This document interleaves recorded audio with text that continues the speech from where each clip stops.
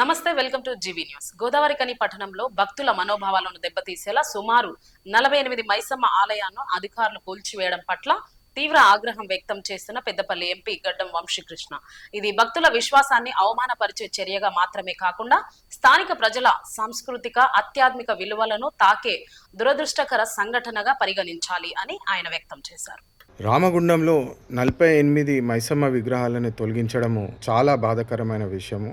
భక్తులకు, ప్రజలకు మరి నాకు చాలా బాధ కలిగింది. ఈ విషయంపై తగిన చర్యలు తీసుకోవాలని చెప్పి నేను ఇమ్మీడియట్గా మంత్రి శ్రీధర్ బాబు గారితో మన రామగుండంలో పెద్దపల్లి డిస్ట్రిక్ట్లో ఇంత పెద్ద నిర్ణయము మరి భక్తులకు ఎంతో హాని కలిగించింది, బాధ కలిగించింది అని చెప్పి వారితో మాట్లాడుతాను. మరి అదే విధంగా వారిని కూడా అధికారులపై తగిన చర్యలు తీసుకోవాలి. వాళ్ళు ఎందుకు ఇట్లా చేసినారు, భక్తులకు ఎందుకు ఇంత బాధ కలిగించే పనులు చేసినారని చెప్పి దాని మీద తగిన చర్యలు తీసుకోవాలని చెప్పి ఈ విషయాన్ని రేవంత్ రెడ్డి గారికి తీసుకెళ్లి వారిని కూడా ఈ విషయం పైన పరిష్కారం చేయాలని చెప్పి కోరుతాను. ఖచ్చితంగా రామగుండ ప్రజలందరికీ న్యాయం జరిగేటట్టు మేము పనిచేస్తామని చెప్పి మళ్ళొకసారి అందరికీ ధైర్యంగా ఉండి భరోసా ఇవ్వడానికి ముందుకొచ్చాము. ఈ విషయంపై ఖచ్చితంగా